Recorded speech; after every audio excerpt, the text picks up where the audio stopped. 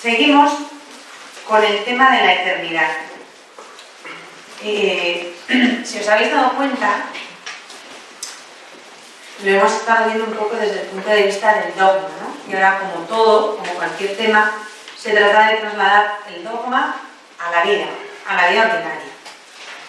Si os habéis dado cuenta, el tema es un tema muy poco trillado, muy poco trabajado, muy poco repetido, y es un tema que es como una especie de perla preciosa, que está oculta y que estamos descubriendo ahora ante nuestros ojos, ¿no? Es algo que estaba en el dogma tradicional, pero de lo que casi no nos hemos dado cuenta, y de hecho casi no hemos contemplado y casi no hemos gustado.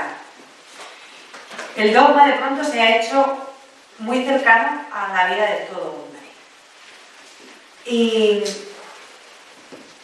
quizás lo que nos pasa es que no todos estamos todavía capacitados o preparados, o como queramos decir, para sentir la importancia de hacernos partícipes de la naturaleza divina, ¿no?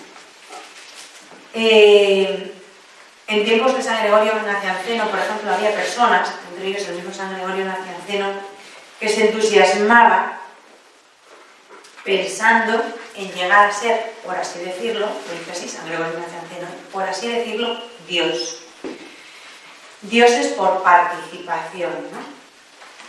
Y lo que sí es claro es que aunque no estemos preparados para desear eso y para disfrutar eso y para comprender la hondura que supone que podamos participar de la divinidad, sí que es cierto que hay algo que todo el mundo experimenta de una manera u otra antes o después, que es la fugacidad del tiempo, ¿no? El hecho de que el tiempo se pasa, de que la vida humana es algo muy frágil, muy efímero,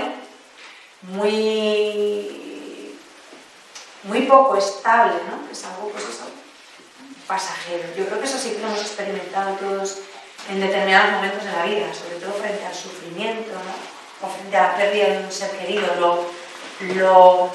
lo efímero que es todo, ¿no? Lo poco estable que es la vida humana.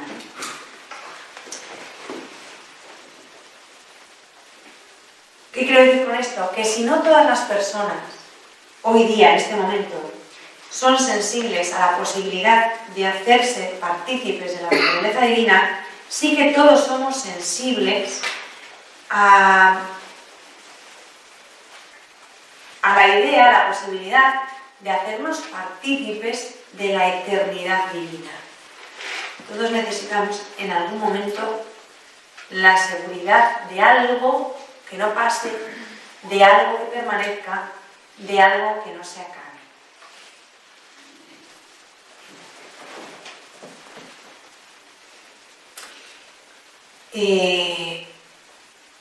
Unamuno, en una ocasión, respondió a un amigo suyo que le reprochaba de alguna manera su deseo, su anhelo de eternidad, como si ese anhelo de eternidad que Unamuno vivió toda su vida y persiguió de alguna manera fuese una manera de presunción, ¿no? O de orgullo. Y él le contesta de esta manera, Unamuno al amigo, dice: no digo que merezcamos un más allá, ni que la lógica nos lo demuestre. Digo que lo necesitamos, lo merezcamos o no, y ya basta. Digo que lo que pasa no me satisface, que tengo sed de eternidad y que sin ella todo me es indiferente. La necesito. Sin ella ya no hay alegría de vivir, y la alegría de vivir no tiene nada que decirme. Es demasiado fácil decir: hay que vivir, hay que contentarse con la vida.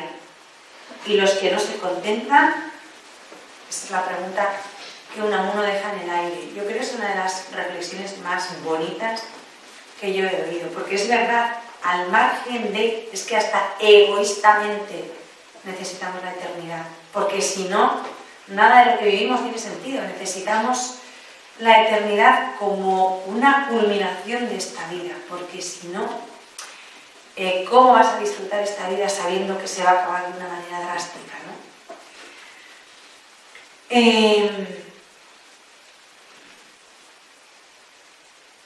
Los que muestran desprecio al mundo y a la vida de aquí no son, en contra de lo que se afirma muchas veces, los que desean la eternidad, sino quienes no la desean. Unamuno sigue diciendo: amo tanto la vida que perderla me parece el peor de los males. No aman de verdad la vida los que gozan de ella día a día sin preocuparse de saber si habrán de perderla del todo o no. Aun humanamente, aun filosóficamente, su pensamiento tiene muchísima lógica. Yo amo esta vida y si para mí esta vida es importante, la perspectiva de perderla para siempre, pues es una angustia y un agobio, ¿no?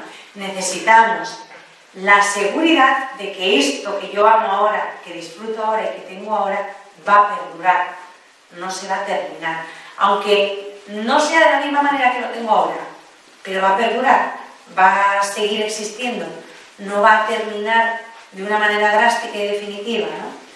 Y la eternidad, de alguna manera, lo que nos garantiza es que la vida se transforma para continuar, ¿no?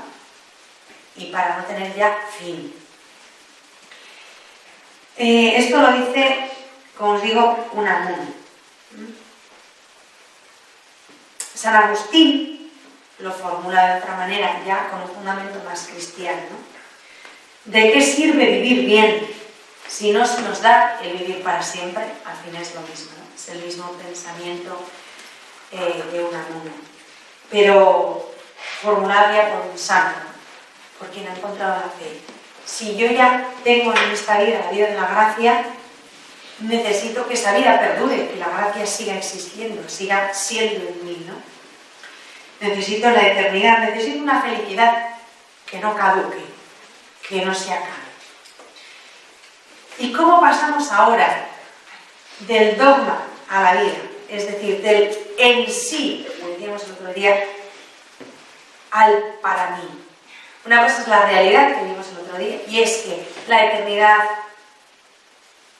ha entrado en el tiempo y en la vida del hombre, y ahora digo, ¿cómo ha entrado para mí la eternidad en mi tiempo y en mi vida, ¿no? ¿Cómo tengo que hacer brotar el grito y la promesa eternidad? ¿Recordáis que decíamos que la Iglesia tiene que estar continuamente gritando al mundo una palabra? Eternidad, eternidad, eternidad, que es la gran profecía que la Iglesia tiene que anunciar, ¿no? Porque a veces, y yo con esto no estoy menoscabando nada, pero sí que es cierto, yo misma en mi vida, ¿no? Y en mis palabras, cuando hablo, cuando escribo, cuando canto, cuando hago cualquier cosa, he cargado mucho las tintas, y es necesario, no lo estoy descalificando, en el amor, en la piedad, en la misericordia, en la compasión. Y sin embargo, qué poco yo misma en mi vida tengo presente la eternidad, ¿no? Muchas veces yo pierdo la perspectiva. Sí que es verdad que tenemos que gritar al mundo que Dios nos ama, es verdad, pero también tenemos que gritar al mundo que ese amor es eterno, que no se acaba, porque triste gracia que sí que nos ama, pero si dentro de 2 días se termina, pues se termina todo. Pues si nos va a durar ese amor 2 días, no, es que el amor de Dios es real, es auténtico, hay que gritarlo, pero también hay que gritar que no acaba, que no defrauda, que es eterno, ¿no? Que no caduca. Y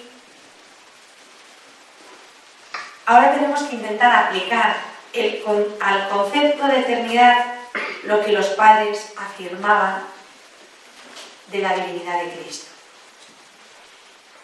Lo que ellos afirmaban de la divinidad de Cristo con lo que se llama doctrina del intercambio. Los santos padres repetían con frecuencia: Dios se ha hecho hombre para que el hombre se hiciera Dios. Recordáis que lo repetían, ¿no? Con frecuencia. En concreto San Ireneo, San Atanasio, San Máximo Confesor, por citar algunos, insisten mucho en esa idea. Dios se ha hecho hombre para que el hombre se haga Dios. Bien, nosotros podemos hacer una transposición y decir: la eternidad ha entrado en el tiempo para que el tiempo pudiese alcanzar la eternidad. Jesús vino para darnos la eternidad, no solo para mostrárnosla en sí mismo, sino para entregárnosla. Igual que vino para darnos la vida divina, no para tenerla solo en sí, sino para hacernos partícipes de la vida divina. El salto de la eternidad al tiempo hace posible ese mismo salto a la inversa del tiempo a la eternidad. La esperanza en nuestra eternidad es, por lo tanto, una parte integrante del dogma cristológico.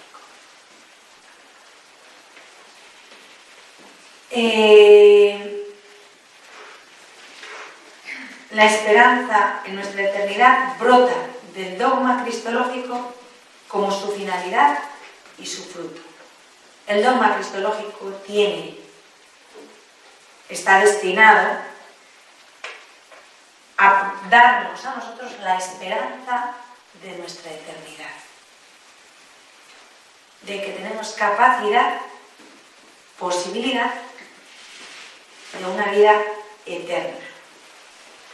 La esperanza en la eternidad es, como si dijéramos, el remate, el corolario de la fe en la encarnación, porque no tendría ningún sentido que yo creyera firmemente que Dios se ha hecho hombre si eso no me llevara a tener la esperanza de la eternidad. Pero bueno, si Dios se ha hecho hombre y me ha salvado y todo esto que creo, pues qué estupendo, pero luego al final, no me gusta utilizar este término, pero es ¿de qué me sirve creerme esto? ¿Para qué me sirve? ¿Qué consecuencia me trae, no? ¿Cuál es el fruto? ¿Cuál es qué saco yo de creer esto? Pues hombre, lo que saco, pues no voy a decirlo, es la esperanza de mi vida eterna, de que hay una opción de eternidad, ¿no? Hay una posibilidad de que mi vida sea eterna. Nos encontramos con un montón de trabas a este concepto y a esta posibilidad de que la vida del hombre es eterna, ¿no? La ilustración es un movimiento del siglo XVIII que nace en Francia, de un racionalismo puro y duro y muy brutal. Y bueno, la ilustración, por supuesto, iba de frente contra todo lo que tuviera que ver con la fe. Y claro, uno de los puntales de la ilustración era rebatir y negar la eternidad del alma, ¿no? La eternidad de la vida del hombre. El hombre se muere y una vez que se muere, pues acabó el invento y no hay más y ya está. O sea, la gente se muere, un cadáver, lo enterramos y ya no hay más, no cuente usted historias, no hay más. Por lógica y por pruebas físicas reales comprobables, esta persona ha muerto y se ha acabado su vida y no hay más, no puede distinguir las cosas, ¿no? Entonces la ilustración plantea un problema que es cómo se puede alcanzar la eternidad mientras está en el cuerpo y cómo se puede dar un punto de partida histórico a una conciencia eterna. A ver, esto también es verdad que en un momento dado Dios nos ha creado en el tiempo. En un momento dado, en junio de 1970, yo nací, lo cual quiere decir, dando marcha atrás, pues que allá por el otoño de 1969 mis padres me concibieron y empecé a existir en el tiempo. Hasta ese momento en que mis padres me concibieron y empecé a existir en el seno de mi madre, de mí no había ni rastro en este mundo. Vale, eso es comprobable y es cierto y es constatable. Pero entonces empecé a existir en el tiempo. Pero si mi alma es eterna, yo existía desde la eternidad en la mente de Dios. Cada uno de nosotros existe desde la eternidad en la mente de Dios y va a seguir existiendo por toda la eternidad, porque el alma es inmortal. Otra cosa es el destino eterno del alma y ya nos topamos con el problema de la salvación. Uno se salva o se condena, pero la salvación es eterna y la condenación también, porque el alma es eterna. Esto es así. Entonces no. Tú empezaste en un momento dado a existir, cuando tus padres te concibieron en el seno de tu madre, empezaste a existir en el tiempo. Hasta entonces no existías en el tiempo. Y dejarás de existir en un momento dado en el tiempo cuando mueras. Cuando llegue la muerte, pues, en un momento de otro. Eso lo tenemos todos claro. Que hemos empezado a existir en el tiempo en un momento X y que vamos a dejar de existir en el tiempo en otro momento X. Eso es así para todo ser humano que llega a este mundo. Y también todo ser humano que viene a este mundo tiene un alma inmortal y eterna. Desde toda la eternidad existe y para toda la eternidad permanece. Ya de lo que se condena, no, que es otra historia. De lo que es que vas a pagar. ¿Cómo va a ser tu eternidad? Salvada o condenada. Eso es otro tema. Pero es eterna tu alma. Eterna en el infierno o eterna en el cielo. Y desde toda la eternidad existes en la mente de Dios. Lo que pasa es que en un momento dado, el designio de Dios te hace entrar en el tiempo. Te crea en el tiempo. Pero te ha pensado, si cabe así decirlo de alguna manera, desde toda la eternidad. Entonces, los de la Ilustración dicen, sí, hombre. O sea, un alma eterna, con todo lo que se supone, vamos a poder encerrarla en un cuerpo mortal que caduca, que tiene un fin en el tiempo. Eso es una milonga. Y después de que el cuerpo caduca, muere, se acaba, ¿el alma puede seguir permaneciendo fuera del tiempo? Y los filósofos de la Ilustración dicen que no, que ni hablar. Que la fe cristiana pretende con eso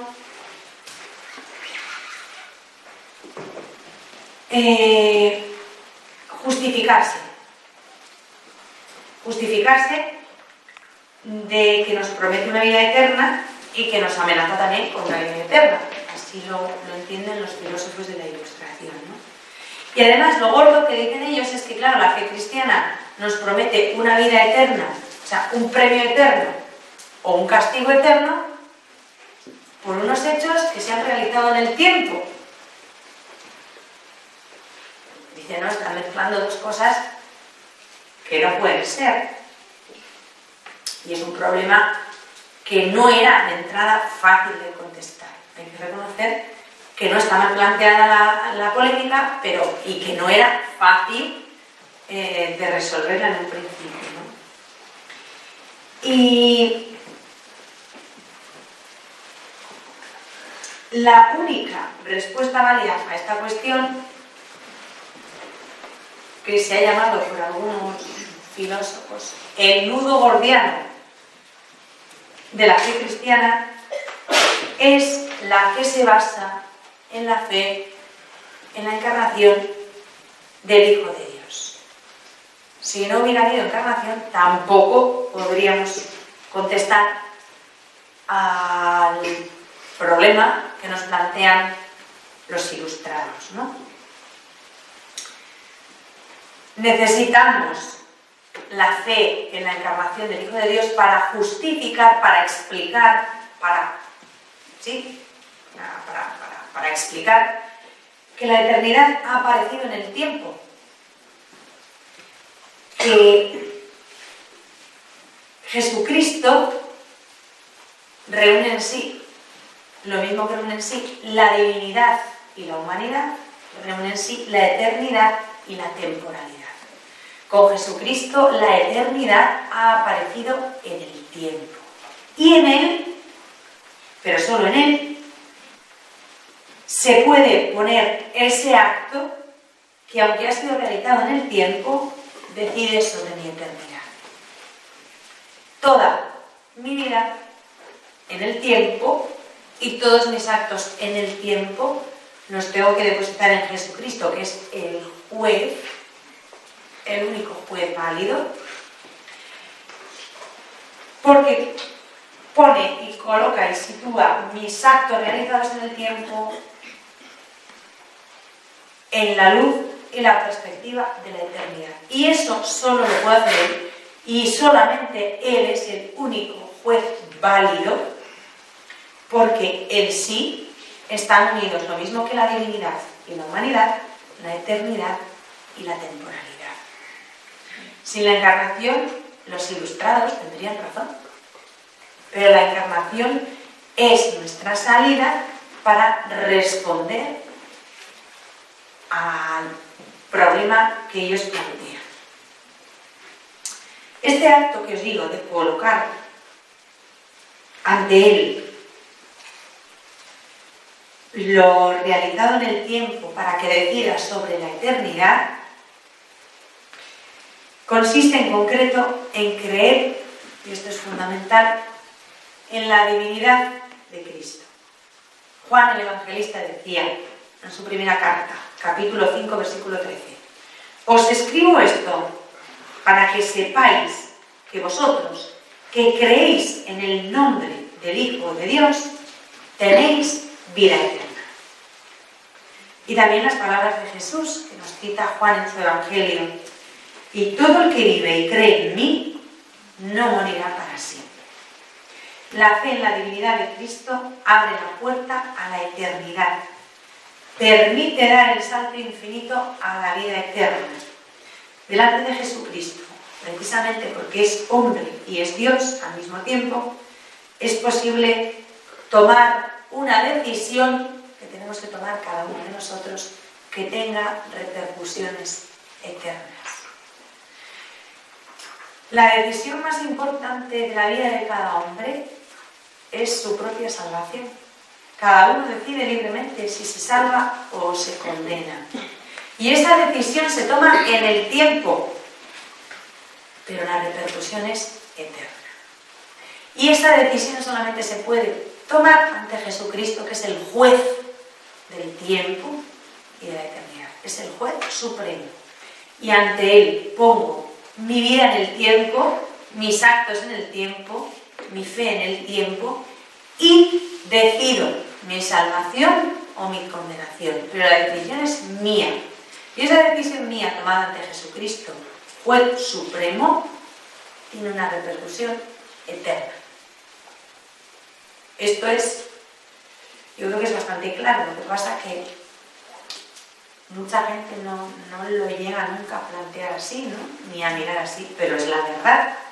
Es como muy básico en nuestra fe, pero no es tan básico para muchas personas, ¿eh? Porque es una fe poco, ¿cómo diríamos? Pues eso, poco fundamentada, poco sólida, ¿no? Y llegamos ahora mismo, después de esto, al gran grito, ¿no? Eternidad. Todo esto que llevamos aquí diciendo hasta ahora en las charlas anteriores y hoy, ¿a dónde nos conduce? A la eternidad. ¿Qué es la eternidad? Tenemos que recoger ahora el fruto del camino que hemos realizado hasta aquí, ¿no? Y tenemos que centrarnos en torno a esta palabra, eternidad, y a su contenido, y tratar de hacerlo revivir, de volver a infundir vida a esa palabra olvidada, a esa palabra muerta para muchos, ¿no? Porque la palabra eternidad es una palabra muerta, la hemos dejado morir.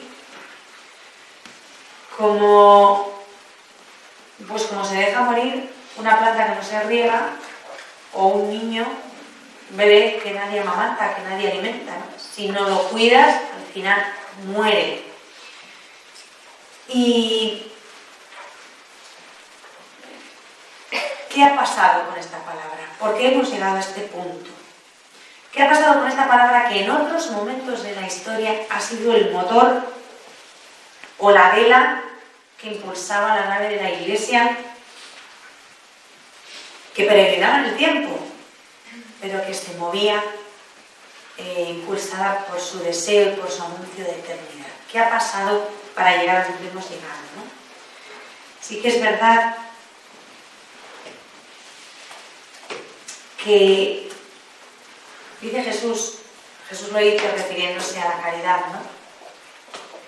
Que no se puede poner una lámpara debajo del celemín porque no alumbra, sino que hay que ponerla en lo alto para que alumbre a todos los de la casa, ¿no? Y cuando Jesús utiliza esa comparación de la lámpara y del telemín, lo hace refiriéndose sobre todo a la caridad, ¿no? La caridad tiene que ser la que alumbre toda la casa, entonces hay que ponerla bien alto para que veamos, no taparla con una cosa y quedarnos a oscuras. Pues habría que aplicarla de igual manera a la eternidad. La eternidad tiene que estar en lo alto y alumbrar toda la casa, alumbrar toda la iglesia, alumbrar todo el mundo. La perspectiva de la eternidad, la necesidad de la eternidad, ¿no? Y dice Kierkegaard, nuestro gran amigo, que siempre nos dice cosas preciosas, ¿no? Que para el mundo de hoy, esto lo dice ya en el siglo XIX, si Kierkegaard vivía en el XXI no para que usan, pobre, ¿no? Dice en el siglo XIX, el más allá se ha convertido en una broma, en una exigencia tan incierta que no solo ya nadie la respeta, sino que ni siquiera se formula, hasta el punto de que se bromea incluso pensando que había un tiempo en que esta idea de la eternidad transformaba la existencia entera. Estas son palabras de Kierkegaard en el siglo XIX, pero son de absoluta actualidad en el siglo XXI, ¿no? Esto que Kierkegaard describe también tiene un nombre, es una de las palabras más cacareadas dentro de la Iglesia, y yo conozco religiosos, religiosas, sacerdotes, laicos comprometidos que lo repiten, pero no saben bien de qué hablan, pero se repite, ¿no? Este fenómeno se llama secularismo. Vivimos en una sociedad secularizada. Bueno, pero ¿esto qué es? ¿Que nadie cree en Dios? ¿Que nadie...? Sí. Pero así de verdad lo que significa el secularismo es, también se llama, pero esta palabra se utiliza menos, inmanentismo.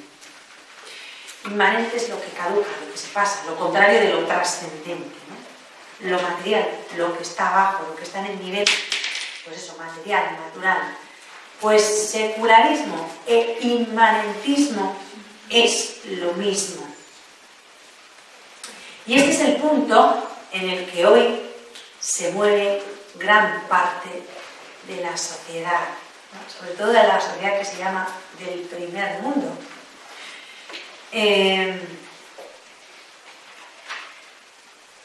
La fe, después de haber acogido determinadas culturas, porque también se habla muchísimo de la inculturación, hay que inculturar la fe, sí, pero no hay que descafeinar la fe para inculturarla, ese es otro problema, ¿no? Digo que la fe, con esto de la inculturación, después de haber acogido una cultura determinada, la que sea,